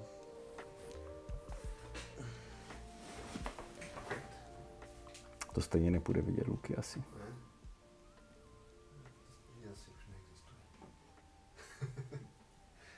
Nemám. Takový to, že prostě máš jako barvy, které se k sobě nehodí, jedna z nich září, jedna je teplá, druhá studená a je to jako takový celý jako flekatý. Tím chci říct teorie barev? To není nutně teorie barev, to je prostě jako kombinace barev a zvládnutí takového toho jako jednotného výsledku. Vlastně já jsem za celý ty léta, co o tom mluvím, nevymyslel jako žádný, jak to popsat. O to horší to bude jako dneska. Lidi o tom mluví jako clown fiesta v angličtině, jo. To je dobrý. To že baví. Prostě... To jako sedí na to, co myslím. My o tom mluvíme u nás jako v individuálu, jako cirkuse. Jo, že to je tak, jak si to člověk může představit. Cirkusy jsou něco jiného, tam to může ladit. Ale tady to je takový tam to může ladit. Že často mi ty lidi jako ukážou nebo posílají věci, kde třeba jako dva prvky, které jsou nesmyslně proti sobě, jako z toho vyčnívají studeným, jako jo, že to mě třeba, já to neumím popsat, ale jakože sjednotit tu kolorizaci. Často pomáhá to, kdy, jenomže zase bacha na to, když je to něco naturálnějšího, tak do těch jako naturálnějšího myšleno, jako že jsou to kožený prvky a různě jako ty, jako není tam žádná třeba jako brutální barva nějaká, která to jako úplně, jo, že, nebo 2-3 barvy, které jsou třeba fialová, žlutá, oranžová, ta oranžová se k té fialové třeba jako moc nehodí, ale může, tak používat do těch barev jako nějakou jednu sjednocující barvu, která se třeba objeví v těch stínech a dává to jako do jednotného tónu. A ten midtone nemít tak jako probarvený, ale mít ho furt jako... Je tohle vážně věc, kterou nedokážu vysvětlit? Já myslím, že ne, že se do toho začínáš jako zaplítat hodně. Já s tohle s mám totiž problém, i když to tomu člověku reálně ukazuju na ty figurce. Tohle vím, že jakože je problém, který má spoustu lidí a já ho nedokážu, i když stojím na tou figurkou a vysvětluju mu to, tak nedokážu ani mu, jako, tam mu to jako ukážu snáš, ale takhle jako abych to vysvětlil, aby si to člověk dokázal představit. Že ty, když ten problém máš, tak o něm nevíš. Myslíš, že to je třeba něco jako harmonie barev? Že prostě to dokážeš popsat na to, že ty barvy spolu ladí okem, což znamená, dejme tomu, že máš desaturovanější paletu, používat desaturovanější barvy a najednou tam dáš 2 obrovský křiklavý který vlastně nefungují podle stejné teorie toho podsvícení. A další věc je, že často tam hraje velký fakt i to, že tohle, co říkáš, plus ještě, že ten člověk jako u těch ostatních barev používá stín do třeba půlky té teorie koule, jo, nebo to si o tom budeme mluvit za chvilku, koukám, takový to jako kde je stín, kde začíná stín, končí stín, kde už jako je médium barvy a jde do světla. Nebo médium barvy, mluvím o tom, kde už je ta středová barva, taková ta barevná barva a pak mi to jde do té světlej. Tak když mám na všech věcech jakože dotažený stín zhruba do té půlky, pak začíná to médium a pak je světlo, a u téhle kontrastní barvy je použité jenom na začátku, pak je hrozně kontrastní barva a pak je top světlo, víš, tak to jako vyčnívá, ale nepřirozeně. Takže často je to právě to, že jako sladění barev, který fungují na nějakým figurce, nebo na celé té figurce nějak a z toho vykřikuje 1-2 jako barvy nepřirozeně a ještě to je jako zabalený do úplně jiného nasvícení scény. Jo, tak a tyhle ty kombinace, proto je to tak jako nepopsatelný, protože ona je to vlastně jako problém z více jako úhlu nebo jako víc problematik na jednom místě a jako hrozně blbě se to vysvětluje nekonkrétně. No dobře, a teď teda dejme tomu, že někdo může cítit, že má třeba tenhle problém, hele, na každé figurce používá 25 barev, jo, no. Prostě je tam něco, co ten člověk může udělat, třeba čím by to jako trošku skrotil, tenhle problém. Jo, ale já si myslím, že tohle je přesně na to bude lék, ta Zorn paleta, ačkoliv jsem ji nikdy neskusil. Protože ona ti nepovolí jít do něčeho, co uhejbá. A jakože jeden z léků, který si dokážu představit. Protože ty máš 4 barvy, ze kterých nikdy neuhneš, že by jedna byla daleko od druhé. Uh-huh. Takže jestli někdo má tuhle stůl, tak si dejte školeníčko sami pro sebe. Jako nechtějte žádný výsledek, nebo jenom si to zkuste. Najdete si na internetu, co je Zorn paleta, Zorn miniature painting a vyjede ti štrůdl věcí prostě. Asi, nezkoušel jsem to. Ale hádám, že jo. Jo, tak to si myslím, že by mohl být takový jako lék, který by byl i zajímavý, zároveň by nemusel sedět tobě do stylu, takže to by bylo krásné vystoupení z komfortní zóny, na zkoušet si něco nového. Nejsou ty nákupy tak agresivní, protože koupíš 4 barvy, většinou je máš doma.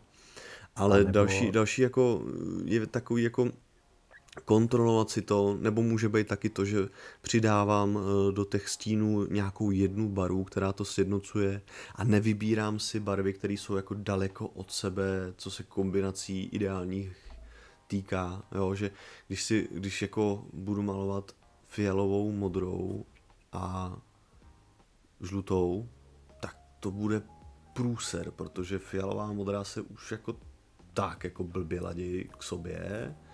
Už tak jako ty barvy většinou, jo, musí mít člověk nějaký fialová je komplement žluté, že jo? No a což já třeba barevný cit ne vždycky jako mám, nebo prostě občas to nevyjde, tak jako, že bych to jako cítil správně, ale pak jsou věci, které fakt jdou proti tobě, tak ty si jako nevybírat, protože pak tam je právě ta problematika té barevné kombinace, ještě když do toho natáhneš tu problematiku toho podsvícení, jinak jako té scény a tak najednou ten výsledek jako všechno řve proti tomu, aby to nedopadlo tak, jak si představuješ. Často to člověk jako, a to vidím jako často, že často jako ten člověk to jako nevidí. Jo? Že to jako vnímají ty okolo, ale ten člověk jako to nevidí, protože nemá právě natrénovaný to oko. Že ono to je zase jako... Pohodě. Já se zeptám dál. Takže ono se to bude týkat i tomu dalšího bodu, vlastně, který tam máme jako míchání barev. Jo? Takže myslím si, že třeba i tady ten problém, dejme tomu, nazveme to disharmonií, tak může být vyřešený i tím, pokud by člověk si řekl, vezmu si primárky a zkusím všechno namalovat primárkama a všechno si dodělat. Střih, co jsou primárky? Červená, modrá a žlutá.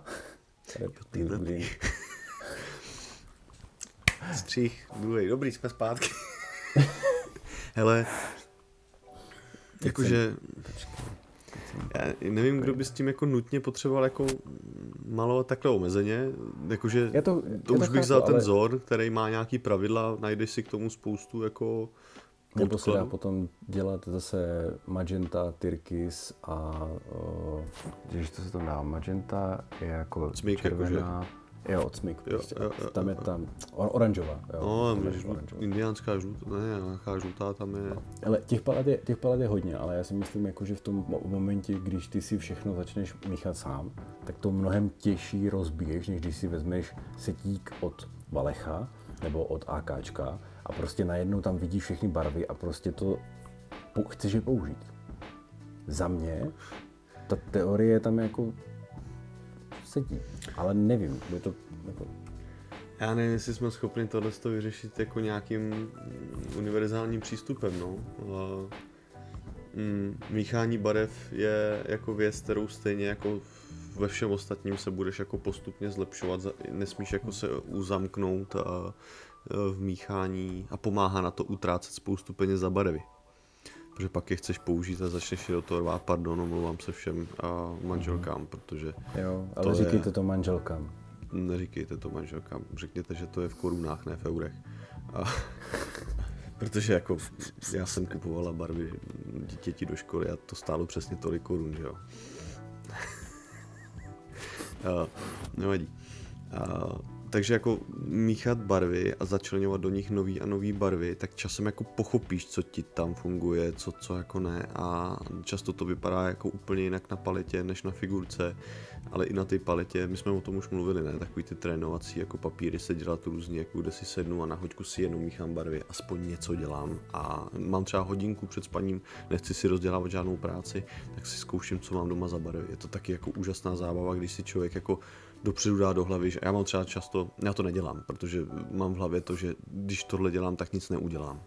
Na druhou stranu mi se mi nestává, že bych měl na práci jenom hodinu a pak jako to radši protáhnu do 4.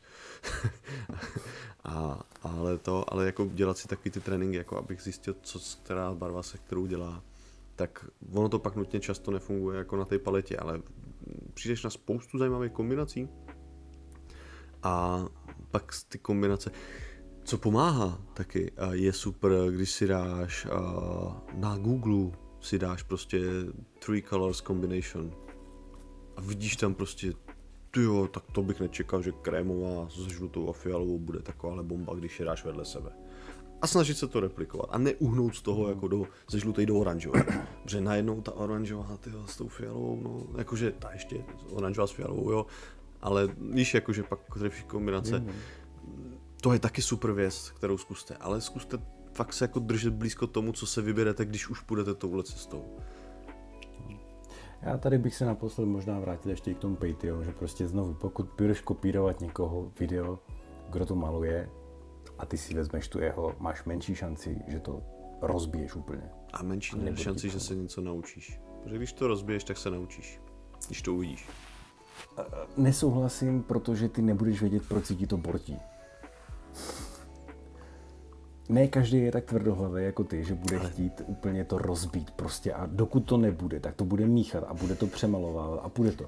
Prostě bohužel... To nepřemalovává, pozor. Ty to nepřemalováváš, jo. Ty to víš, tak necháš a vezmeš novou figurku nebo jdeš dál prostě. Ty to budeš dělat do té doby, než to bude. Neříkám, že tak všichni fungujeme, jenom si myslím, že to ne.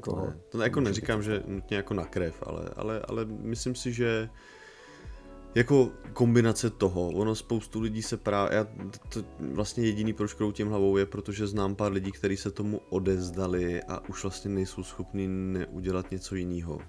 Jo, znám pár lidí, kteří, není to špatně, ale vlastně jako jenom fungují podle tady těch jako návodů, ale... To už je potom ale zase jiná debata, jo? Jako to no, už je potom jenom debata říkám, o tom rozumě, vzít si to inspiraci, vzít si konkrétní trénovací kousek, na kterém si to zkusím podle tohohle konkrétního návodu. Nebo aspoň třeba někdo dělá rozpis jako barev, který použil, vyfotí paletku, zhruba koukáš a nemusí to být nutně jako replikovaný ve stejných vrstvách nebo hustotách a tak dále. Ale používám zhruba podobný odstíny nebo jakože jdu nějakým směrem, když si nedokážu představit, ale lauter nic. Jo. Ale kombinovat to, nezastydnout v tom nějak, no. Jasně. Pojďme když tak teda na další bod, což tam mám definovaný jako ta přesnost definice. A... Upřesni a definuj. Co ti myslíš? Jak se člověk dokáže postavit k tomu, že se mu zlepší preciznost v definování jednotlivých prvků na figuře? Co pro to můžeš udělat? 3,14. Úterý. Ještě jednou, dneska ty slovní úlohy nějak nejedou. Dneska jsme hrozný. Ty, takže dohromady dáme IQ, kolik je vstup na letadýlko, takový to je Kauflandu. Opička Homera Simpsona v hlavě. No ne, jednoduše prostě, jak toho docílíš, abys měl všechno ostrý? Aby to vypadalo dobře. Potřebuji mít nutně všechno ostrý? Není to otázka stylu. Má Sergej Popovičenko všechno ostrý a vypadá to super. Jo, jakože... Ale musíš se naučit definovat ty prvky. Definovat ten svůj styl. S přesností bych si nebyl tak jako úplně jistý, jestli je jako nutně, protože ono jako pár lidí má takový ten rozmazaný styl, kde přesnost jako nehraje úplně tu správnou roli a jedna partie prolíná druhou a vypadá to často Moses takhle funguje. Vem si, že Moses jako funguje, že se musí zaměřit na to, kde končí pleťovka, kde začínají vlasy, protože to tak jako hluboce prolíná se od jako toho, tam je to spíš jako definice toho fokusu, než definice té přesnosti, kde začíná a končí partie, jo, takže podle mě jako přesnost bych úplně vymazal a nechal bych jako jenom definuj to, co chceš jako udělat a definuj to tak, aby to fungovalo. Ani ne, aby to bylo správně, protože správně neexistuje. Prostě to definuj. Prostě nám ukaž, jak jsi to myslel. To je asi to nejdůležitější. No a tak, aby to bylo jako z toho jasný a často to nemusíš mít ani rozmyšlený, ono občas to přijde tak nějak samo a ty jenom, jo, to je dobrý. Stává se to. Takže rada vlastně úplně na hovno. Malujte. Jo, ale jako je dobrý do něčeho jít s plánem. Minimalizuju to, protože jako většinou se zklamávám a nejhorší je zklamat sebe a svou rodinu. a jakože svoji rodinu tím úplně nesklamete a zklamat sebe taky bolí. Ale tak proto si jako ne vždycky dávám úplně jako definici toho, jak chci, aby to vypadalo. U něčeho jo, u něčeho víc, u něčeho míň. Někde se jenom vydám směrem jako hele, barevný kombinace, postupně to ladím, jo, že ty víš, že třeba já to mám možná jinak, protože já třeba i u sochaření spoustu lidí potřebuje jasně definovaný, prostě namalovaný obrázek a ten vysochařej. Já to nenávidím, nebo nenávidím. Mám to rád ve výjimečných, velice výjimečných situacích, je to pár procent. Většinou nejlíp mě funguje, že si jako představím charakter, vymyslím si nějaký příběh nebo feeling a vydám se nějakým směrem a postupně to ladím, aby mi to sedělo v tom feelingu. To je úplně jako stejný, že často prostě chci nějakou definici, nebo chci jako něco ukázat a pak si postupně teprve definuju, jak vlastně jako hluboko to chci ukázat, aby to bylo znatelné.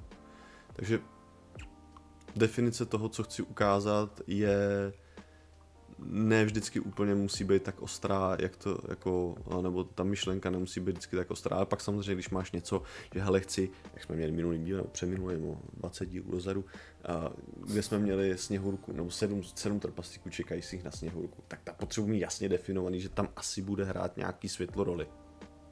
Jo. Ano. Pak si jako většinu času malujeme panáka. Prostě malujeme panáka, takže jako si definujeme na to, odkud jde světlo, odkud jde stín, jaký tam chci mít barvy a postupně si vymyslím, jak hluboko chci mít stíny. Jo, že zase to jako není úplně atomová věda na přípravu. Ale myslím si, že teď nás jako trošku bagatelizuješ. No, furt jsme umění, ale ne, víš, jak to myslím, jakože často to není jako... Já vím, ty chci říct, že to není raketová věda. No, jako ne vždycky chceš malovat Monalízu. Jo? Ale ty už vychází z toho, že ty už to cítění tam máš. Prostě v momentě, pokud... A tohle mě provázelo asi jako vždycky a znám to jako od hodně lidí, že to mají tak, že prostě chtějí něco namalovat a nutně jako ne každý projekt musí být jako fakt vyloženě jako rovnice. No to já to tak jaký nemám. Od tisíci neznámých, který se na tom se potkají. Já myslím to, že prostě máš figurku namalovanou na 80%, a ty už prostě nevíš, co je tam špatně. Jo? Často. A teď si můžeš, a často, to opravdu nevíš. A teď teda dostaneš třeba nějaký ten feedback prostě a zjistíš, že teda potřebuješ vytáhnout, většinou se asi řekne. Většinou zjistíš, že potřebuješ vyměnit kamarády. No, to jako, že pokaždé. To zkusíš, pak zjistíš, že hele, oni nebyli tak zlí. No. To je strašný. For. Asi to nemusí vysvětlovat snad, ale... No, nevím, možná by měl. Ale to, že potom prostě si řekneš, hele, ve většině případů chybí nějaká přesnost třeba toho, nebo ten záměr, nebo prostě, jak to říct, střed na ty hlavní věci. Pokud maluješ panáka, ve většině případů to bývá obličej, hruď, pokud je to vojáček, tak zbraň. Jaký mám botník? Myslím si, že slovo vojáček bagatelizovalo naši práci mnohem víc, než to, co jsem předtím řekl já. Promiň. Ty jsi chtěl použít slovo bagatelizovat pouze. Ne, jsem nechtěl schodit všechno, co se tady snažíme slovem vojáček. Tak co děláš? Čím se živíš? No tak maluju vojáčky, občas si sochařím. Počkej, jak jako tím se živíš? No... Jo? Nevím, jestli by mě bral někdo vážně. Počkej, a když někomu řekneš, jako, že jsi vysochal... Tak já si samozřejmě, že dobře, no, tak to jako neukazuju nikomu Hantyho jako v první, jakože hej, jakože až umřu, tak to jako nebude úplně snad jako moje profilovka. Jako nechci schazovat Hantyho, mě hrozně baví, ale není to ten nejserióznější projekt ruku na srdce, který jsem kdy v životě udělal. Jako je to... Není. No, není, ale je to zábava, no. Já víš, že já se většinou času rád jako bavím. A to jako bavení je, to malba jako je zábavnější než často spoustu těch seriózních projektů. Pardon. Dobře, takže definici prostě ty říkáš vymyslet si, co chceme si vymyslet a namalovat to. Easy. Tohle je definice toho, že namaluj kočku, jo? Prostě očička, jo. Pusinka a na konci. Ne, jakože musí to mít jako samozřejmě nějaký směr, akorát chci říct, jakože ne nutně, no spoustu totiž lidí si myslí, že jakože vždycky si o těch ostatních myslíš, že oni to mají do detailu, viděj už na začátku a já jsem jediný debil, který to nevidí a nedokáže si to představit. Ne, většina lidí si to nedokáže představit. Většina lidí má nějaký hrubý plán, víc nebo míň a nemyslete si, že jako ostatní lidi mají všechno perfektně vymyšlené už od doby začátečníků. Když si to budete myslet, zbytečně ubližujete sobě, protože vy to nedokáže to většina lidí. Málo lidí má jasný plán, co chtějí dělat. Už jsem vzdal toho často ho chtít mít. Často, když ho mám, tak ho v půlce úplně změním. A je to v pohodě. Jakože nechtějte po sobě, abyste měli perfektní plán a nenervujte se z toho, že to nemáte. Tak to jsem tím chtěl říct, protože já jsem s tím měl jako velký problém, že já jsem si přišel, že hej, oni si to všichni dokážou představit, ty barvy, to míchání, už vědějí prostě, jaká bude kombinace a všechno, a já to neumím. Já na to koukám a vidím šedivou figurku. Jo. OK, teď bych měl začít a začnu barvama. Nevím který. A víš, jakože a najednou zjistíš, že čumíš na figurku a vlastně jako ani nechceš začít, protože očekáváš, že hej, já jsem přece figurkář, sednu a vím. Ani pravda. Jo, a většina lidí neví, tak abyste se z toho jako nestresovali prostě. Dobře, pojďme dál, ať tu potom dneska nesedíme úplně neblábolíme. Já si myslím, že to je důležitý, pardon. Já jsem s tím měl problém. Dobře. Důležité se nesrovnávat s ostatníma lidma. Jo. Každý jsme na unikátní cestě a malujeme... A ještě když se s někým budeš srovnávat, tak si uvědomíš, že má možná problém, o kterým nevíš. Ano, a že třeba maluje o moc let víc než ty, nebo má víc talentu než ty. Je to naprosto přirozený. Jo, je to přesně ono. Jakože, a pak další věc, že někdy to prostě sedne. A někdo to tam vidí. Jo. Já třeba ne. No. Ale jednu věc potom, kterou teda ještě jsme nezmínili, tak je teda, nebo zmínili trošku, tak je ta čistota práce, si myslím, jo? Že to je něco, co ve tvým jako slovníčku se vyskytuje hodně. A co tím třeba myslíš? Jako? Hele, co tím myslím? Čistota práce je takový název jako spousty věcí, tyjo. A zase tady by to chtěl mít něco jako konkrétního v ruce, protože těch jako různých čistot práce, ono to zní jako, že musíš být precizní a smooth, jakože perfektní přechody a tak. Ono to není nutně jako pravda, jenom spoustu malířů má čistotu práce, která je dostatečná na fotografování. A pak, když to vyvezou někam, tak to má ale ohromných problémů, který prostě ten foťák jako schová. Ideálně Photoshop to schová a pak na to koukáš naživo a říkáš si, tyjo, to je vlastně jako tak jako prazvláštně různě flekatý a funguje to z metru a víc, ale když jdeš k tomu blíž, tak to není jako vůbec, tak vlastně to jako vůbec nefunguje, nebo je to jenom tak jako, že jo, je tam efekt, jako chápu ho, ale když se na to podíváš, tak je to, jak kdyby to někdo se snažil kopírovat z té fotky roztřesenýma rukama. Jak kdyby to někdo jako replikoval, ale nebylo to tam jako nebyla ta ruka tak vyskylovaná jako to, jak to znám z té fotky. Takže úplně jednoduše chci říct, že to znamená, to nefunguje na živo často.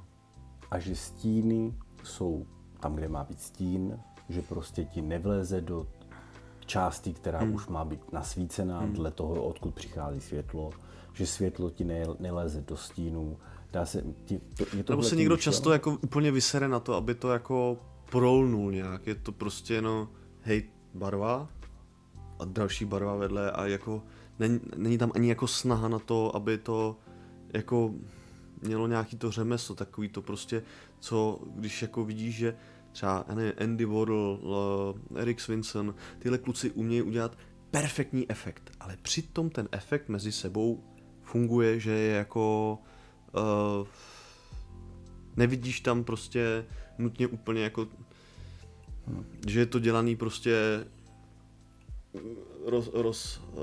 ten, jak se jmenoval, no Bob Ross, prostě, že dělá jako takhle jako na dálku, jo? Že fakt ten člověk to vezme a pomalu jako tam vymeluje ten přechod, prostě nějaký ten midtone a přesto to má efekt.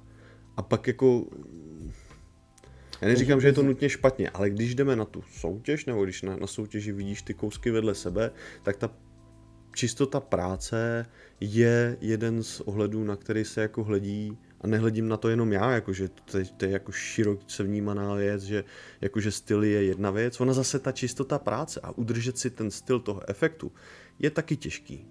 Jo, protože ono tou čištěním té práce často ti jako ten efekt jako uvadá a není tak ostrej. Ale pak je to o tom, jestli to máš spíš na fotky, nebo spíš jako naživo a ideální je potkat se nějak jako ve prostřed, nebo ideální, jako já nebudu nikomu říkat, co je ideální, ale pak jako naživo, řekl, že to je naživo třeba... něco je hezčí než něco. Tak jako na fotkách něco je hezčí než něco. Co říkáš? Je to jako preciznost myšleno? No je to jeden z faktorů a ono může to být jeden z faktorů. Pak samozřejmě máš jako věci, které jsou efektní a je to úplná třeba pamatuješ si na Alfonza s tím Hellboyem? Jasně. Jako tam preciznost byla jenom usazením, ale jako detailu tam preciznost nehledej. Jenže to bylo, ten efekt byl tak strašně dobře zvládnutý, že vlastně jako všichni jsme to odpustili, jak diváci, tak porotci. Jo, ale je to jednorožec. Je jich víc takových samozřejmě projektů, jo. Jenom dost často je to takový, že přijdeš k tomu a ten z 1,5 metru je wow. Přijdeš blíž a jo? Jo, je ten efekt toho Hellboye byl wow. Přijdeš blíž a wow, to je super. Jo, že ani tě nenapadlo, že tam jako vlastně těch spoustu těch jako špinavostí je a bylo to bombastický. Jo, ale může to mít oboje. Co je teda ten lék, nebo co bys řekl, že je nějakým způsobem? Neexistuje. Jako, že... Někdy to sedne, někdy ne. Je to, každý má jako styl. Dobře, ale jak by to mohlo někomu pomoct, když by prostě měl s tím teda problém? Prostě znamená to, pokud bude akrylovat, víc se soustředit na přechody, aby si toho nešpinil. Pokud půjdeš v oleji, znamená to prostě netahat si ty stíny a nekazit si tu barvy, tu jednotlivost. Tak u oleje to svádí k tomu, aby ten efekt zanikal, aby to bylo víc smooth, protože to jako jde jednodušeji. Tak ale pak je to často takový jako hodně plochý, že to nemá hloubky a je to prostě celý vpitý do sebe. A u akrylu to je zase tako, že často hodně ostrý, že to jako srovná ta fotka, že to jako sploští a jako funguje to, jako že to vystupuje. A naživo je to takový dirty a jakože jo, já si myslím, že jako záleží, jaká ta malba je a podle toho jako se vydat, hele, asi to mám hodně dirty, půjdu to někde zkusit vyjemňovat a zkusím mezi tím udělat aspoň jako nějaký, jo, že když mám světlou stín brutálně na sobě, aby to mělo fakt odlesk, tak je prostě na 0,5 milimetru udělám něco, kde to jako propojím, že si dám jako malinkou práci navíc, jo, nebo tam udělám propojující linku rozředěnějším, kde to tak jako skoriguju, že to nebude fakt jako roh na roh, jo, tej barvy jako natvrdo. Tak to může být cesta u toho vyhlazování. A u toho oleje nebo i u akrylu, to je zase o tom, že třeba tento světlo a stín nebudu tahat tolik k sobě a udělám to hlubší, ale udělám jenom třeba, nevím, prsní sval, tak udělám jako jenom půl měsíček jakoby úplně prudkýho světla, abych to prohloubil. A neroztáhnu to až, světla stínu jsem chtěl říct, a neroztáhnu ten stín až k bradavce. Neroztáhnu ho až do toho zbytku toho stínu, co tam mám, třeba tou živější barvou. Udělám to studenější barvou, vandikovou, hnědou nebo klidně černou, ale udělám to jenom tak a roztáhnu to půl milimetříku a nedotáhnu to do zbytku toho stínu. Udělám to fakt jako jenom ten nejprudší stín, který je opravdu v té hloubce a spíš definuje tu linku, než jako, že by jsem ho roztahoval po celé struktuře a kopečku toho svalu. OK. A zase těch léků tam může být jako v určitých problematikách jako různý množství. A potom ty si teda zmiňoval, nevím, jestli to je korektní termín, teorie koule. Co tím myslíš? No, ono se jako figurkařina často chce učit a je to dobrý nástroj. Chce se to učit na teorii koule. Ty jsi o tom někde slyšel? Ne, slyším tě o tom mluvit. Nevím, o tom jako mluvíme už tak jako podpultově s Honzíkem třeba, ale jako určitě ten termín to si mluvíte tak spolu, dobře.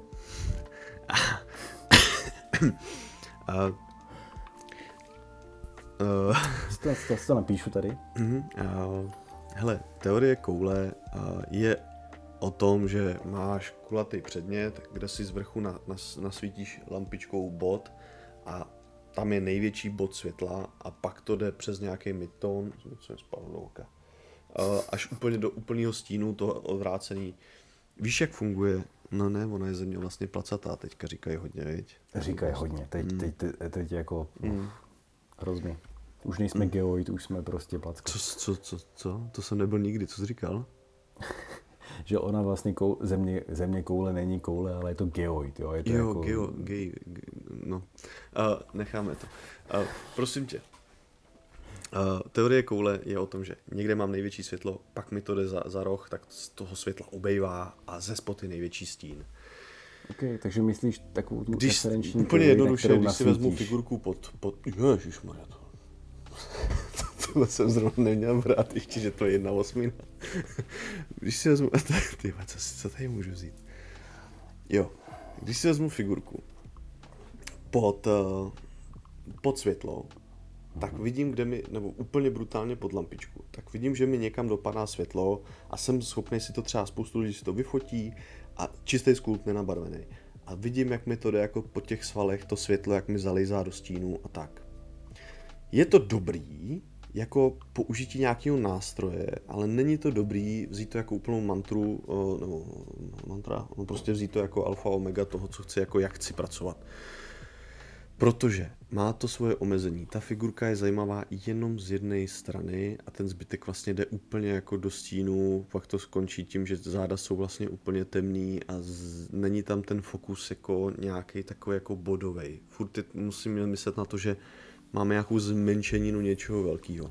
Takže když si to dáš takhle pod tu bodovou lampičku, tak ona je relativně velká a pokrývá, ten zdroj světla je relativně široký na to, jak dopadá. A vlastně jako spíš než bodový světlo jako tečka na nás svítí jako pruh, jo, protože prostě ta figurka je jako prostě jak daleko, no, jak to sluníčko je sakra malinký, jo, takhle když je daleko, tak je to nějaký bod, který má nějaký... Tak ono, většinou lidi tomu říkají právě jako zenithal priming, že si to udělají zenit, což znamená, že slunce je přímo nad náma. A prostě znamená to, že hlava, právě ramena a hruď je nejvíc ve světlu a potom čím jdeme dolů po figuře, tím je to menší. Jo, tak tohle to vlastně, ten zenital je jako primer je vlastně jako, že součást téhle teorie koule, protože ty stříkneš tmavou na celou figurku, z vrchu stříkneš světlou a už máš jako definovaný ty její přirozený světla stíny. V čem je to blbý? A, no jasně, ale jakože to je dobrý na takovýto jako uvědomění prvotní, může být. Já to třeba nepoužívám od začátku, protože mě to jako strašně zkresluje to, co chci jako dělat. Protože ono ti to vlastně jako, za prvý, jedna věc, můžeme si je pak klidně jako víc rozebrat. První věc, strašně ti to definuje to, co připravil skulptor a nejseš moc dobře jako schopný z toho uhnout, kdyby se s tím měl jako naplno, teď budeme mluvit, kdyby se s tím měl naplno řídit. Často prostě to začne kopírovat věci, jako který ty potřebuješ často prostě malbou schovat něco, že nevím, krátký prsty, prostě vysoký loket, prostě něco, co jako nefunguje na tom skulptu a potřebuješ si s tím nějak jako poradit a schovat to, tak to třeba jako zabalíš do stínu nebo si uděláš jiný centr nasvícení. samotný centr nasvícení je prostě z toho spreje nebo z airbrushe tak jako široký, že já když budu chtít jako centr světla přes nějakou jako linii, jo, já si vybírám centr světla většinou přes nějakou linii, není to úplně jako jenom jeden bod, ale linie jako různých bodů, který mi dají takový jako souhvězdíčko těch největších highlightů a pak to zahaluju do toho stínu. A tohle ti Zenital Highlight neudělá, protože ten ti udělá jako plošně a neudělá ti toho ostrýho a pak jako do strany. To musíš potom airbrushem prostě si to opravdu už jako direktovat. Jo, a musíš už jako vědět, co dělat a pak to stejně jako často přemaluješ, takže... Záleží na stylu. No, jo, jasně. Teorie koule je dobrá poslouchat nějakým způsobem na začátku, čím jako víc chceš být advanced, nebo prostě pokročilej malíř, tak tím víc zjišťuješ, že to potřebuješ trošku oblbovat, že potřebuješ těch zdrojů světel jako víc, ale aby se nepotkávaly. Takže já mám figurku nasvícenou centrálem tady a druhým a třetím centrálem tady, kde nedávají vůbec smysl podle teorie koule, ale když to otáčíš, tak to musí být nějakým způsobem zajímavý. Jo, pak to můžeš udělat jako OSLkem, nějakým tím podsvícením a sekundárním a tak dále, ale nebo to můžeš udělat tím, že tam máš prostě jenom sekundární světlo, nebo jenom jako světlo, jakože přirozeně těch tónů té figurky, jenom to je o tom, že když to otáčím, tak nevidím zároveň tohle světlo a zároveň tohle. Prostě to otočím a jde mi to do stínu a do nějakého dalšího světla, ne tak prudkýho jako z toho fokusového. A znova. A když to děláš podle této teorie koule, tak toho nedocílíš, tohle oblbování jako oka. A ono to začne být jako v těch partiích často nudný. Jo, protože ty to máš vlastně jako nasvícený jenom z jednoho centru a ten zbytek, vlastně nejzajímavější je tohle a pak už to podle té teorie koule jde do háje, protože ten zbytek už jde jenom víc a víc do stínu. A namalovat zajímavý stín je těžký, protože ten stín samozřejmě zabíjí spoustu materiálu, prostě je to stín, je to jako takový jako nudnější často, jo, že proto je třeba těžký jako zvládnout ty noční scény úplně dobře, protože pak, když to nepřevezme ten zajímavý part té hry, jako nevezme ta světelná hra, což je main, jako to je nejdůležitější, ale musíš mít v těch stínech něco, jako aby to fungovalo a je to jako proto těžký, jo. Pak, když to nepřebere ta světelná hra, tak se špitli, protože najednou začnou jako lidi si všímat těch stinných částí, které nemusí být dobře zvládnutý a je to těžký, ty stinné části. To stejně je to na té figurce udělat jako stinné části zajímavě je těžký, takže si jako tu teorii koule ohejbáš tak, aby to jako oblbovalo to oko a spíš než podle teorie koule postupem je dobrý, když člověk začne malovat nebo přemýšlet nad tím, jako co chci tomu divákovi ukázat. Takže mu vyloženě vyberu body, na který, když ho přitáhnu k tomu stolu, tak mu řeknu, hele, nejdřív se podívej na obličej, přes čelo na nos, na levou tvář, pak jdi přes levý prso, prostě někam na opasek, tam diamant prostě a pak si prohlídni zbytek, jo, jako figurky. A pak jdi dozadu, pak jdi do stran. Ta teorie koule by mě udělala, ale žádný centr by nevystupoval dopředu. Nic by mě jako nekoplo, nenabídl bych tomu člověku to, že hele, podívej se na tohle. On by si to prohlídl celý a začal by jako, jo, hezký, ale jako nepančne ho to třeba jako na soutěži vedle spoustu dalších jako věcí. Je to takový, že pak, když tam máš tady ty fokusované jako prvky, že ho vtáhneš do té hry, necháš ho jako natáhneš ho do toho, co ty mu chceš nejvíc ukázat, co je ta největší dominanta. Samozřejmě pak je důležité taky tu dominantu jako zvládnout, aby ho nenatáhl do něčeho, kde jsi to jako ideálně úplně zmrvěl. To se mi jaký stalo. Že, nebo ho roztřeseš, že těch fokusovaných, že jsou tak daleko od sebe, že třeba u Tavagy mně přijde, že jsem nějak roztřesený ten focus point, že šel jako do LK a vlastně, že jako jak šel do LK, tak jsem ho nenechal toho člověka jako v klidu prohlídnout tu hlavní siluetu, protože jak to uhejbal tím pohledem na ten zadek a už to bylo takový, že už to bylo náročný na prohlížení. A jo. Ne vždycky jako, když tam máš 1000 figurek, nebo 5000 nebo 4000 figurek, chceš prostě nutně jako darovat čas nějaký velký něčemu a odhalování.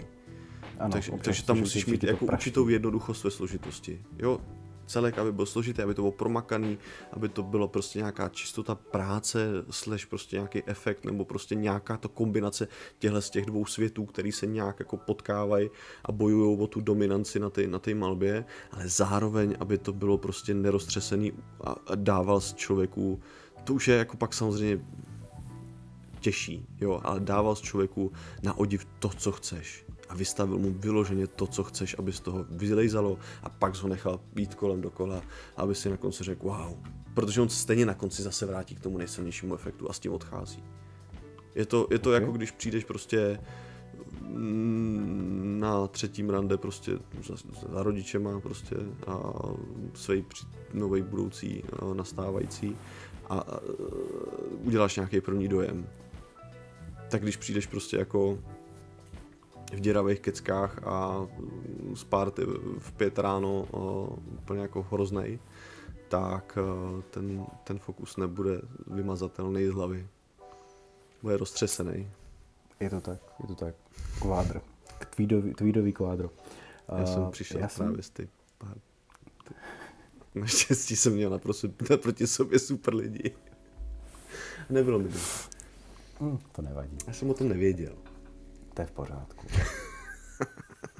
Je to naprosto v pořádku. Já, bylo to super. Hele, já jsem se chtěl to teda jako nějak to shrnout naposled, než to, ať to můžeme uzavřít, protože... Já se tě zeptám, dávalo to smysl? Tady ten konec už jo. O čem jsme mluvili na začátku, si myslím, že bylo hodně jako... teoretický, ale vlastně tímhletím kontextem ke koncu si myslím, že jako mě to se cvaklo, jo, jakože já to je chápu. tam ještě něco, co bych mohl jako dovysvětlit? Napadá ti něco, co se jako třeba vůbec... Protože já často mluvím, jako jsem zjistil konec mimo. Prostě teda říct opravdu jako faktograficky, hele, co mám teda dělat, když prostě mi to nejde tak dobře, jak chci? A teď ta odpověď je všechno, co jsi řekl před hodinou? Malovat. Protože na všechno, co jsem před hodinou řekl, přijdete sami. Když vám to někdo řekne, přijdete na to třeba rychlejc, protože si na to vzpomenete. Hele, jo, to je ten problém, jo, o tom někdo mluvil, nemusím to být nutně já, nebo ten problém uslyšíte vysvětlený od někoho jiného z jiného úhlu.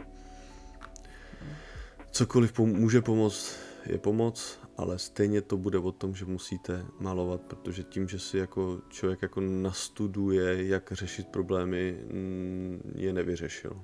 Jo, je to jako, že když si jako nastuduješ, jak jako zaběhnout nejrychleji z 1000, tak to je fajn, jak jako výjít dechem, všechno ti to jako může pomoct, ale stejně si to musíš zkusit, abys to použil. Přitom si vzpomenout na ty pointy, který ti říkal ten trenér. To pomůže nejlíp. Ale třeba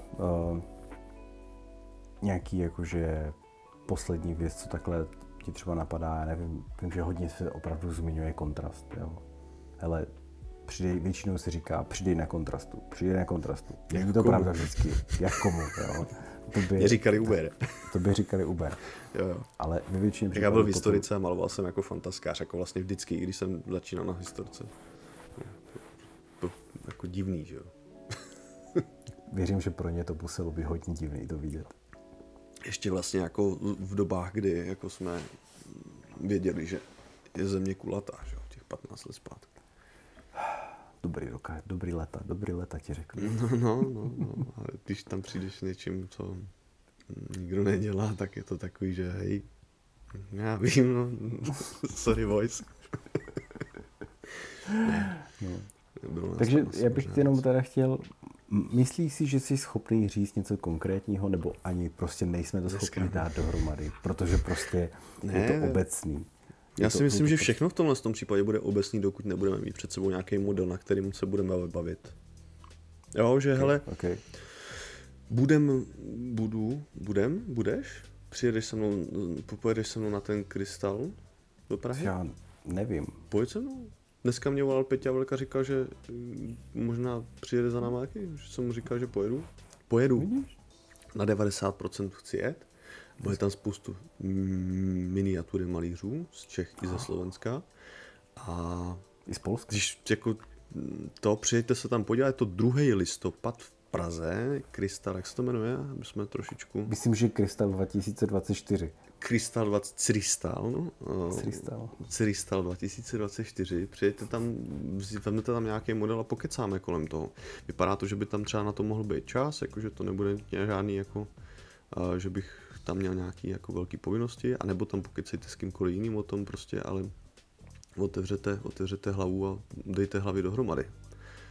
Může z toho být něco zajímavého, co použijete, může z toho být jenom snůžka nesmyslů, ale budete mezi stejně postiženýma lidma, což je vždycky fajn. Takže třeba jako vzít tam něco bude mnohem jako větší přínos, než že mluvíme obecně o něčem, s čím se potkáváme, ale potkáváš se často s něčím jiným, nějaký věci se opakujou, něčem se třeba ten člověk jako tady najde. Já bych se našel třeba ve 3 bodech, ale nevím, jestli bych se v nich našel v tu dobu, kdy jsem s tím budama měl ten velký problém palčivej, protože nevím, jestli jsem ho dokázal definovat. Jasně. Dneska zpětně vím, že se najdu ve 3 bodech. Částečně ve všech, jo, samozřejmě. Ono je to hodně komplexní téma, to je jako bezesporu, jo, to možná je až moc zbytečný vlastně se snažit to vydefinovat prostě na to, že člověk by měl chtít něco konkrétního, jo. A kdybyste si chtěli namalovat něco konkrétního, tak přijďte na můj workshop. Kdyby vás to zajímalo. Tak potom je musíš oficiálně vyhlásit nějak. Oficiálně vyhlásím. Bude to poslední víkend v listopadu. Budu v Praze 2 dny, budou to 2 malovací dny, takže jedna třída a druhá, bude to vždycky na den a na den. Budou tam asi 2 rozdílné témata a bude to asi pro tentokrát 12 a 14 lidí. Máme jako malovací místa mnohem víc, ale 12 a 14 lidí je takový maximum, co dokážeme jako v nějakém relativním drobnohledu namalovat na solidní výsledek. No. Paráda. Tak jo, hele. A máme tu konec. A ty pojedeš se mnou, ne? Já uvidím. Já na konci listopadu mě zase čeká Indie. Takže... Taky není špatný. Dochází mi koření. Mě santalový tyčinky na pálení. Výborně. Máme to rozhozený na clu. Dovezu. Vážení posluchači, vítáme vás u konce podcastu. Vlastně na to koukají lidi. No. Vždycky u přivítání a u rozloučení si uvědomím, že to vlastně jako někdo uvidí. No.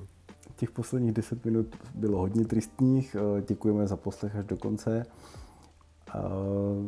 Rádi bychom poděkovali našemu sponzoru jabart.com. Kupujte si parádní figurky, ručně sochané. Ty jsi to jako prodal, no? Kupte si novou Škodu Octavia, protože si to prodej. Dopředu a umí i dozadu a někdy do strany, když jako potočíte tím, no to je jedno. Ne, děkujeme. Jsme trochu unavený a rádi bychom se už potkali v nějakým použitelnějším stavu, protože to bychom nemohli točit v noci. No ono nejde o to, že je noc, ono jde o to, že včera ta noc a předevčírem a předevčírem byla dlouhá, jakože no. No nic, mějte se fajn. Mějte se fajn. Děkujeme. Díky. Pa.